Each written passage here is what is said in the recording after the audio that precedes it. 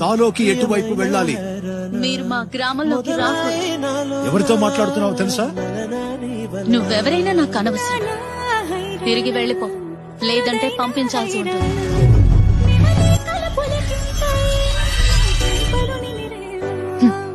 అయితే వెళ్ళవన్నమాట.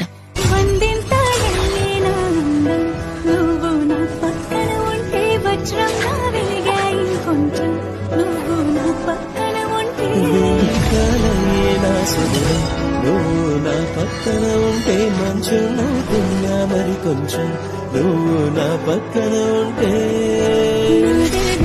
నాదే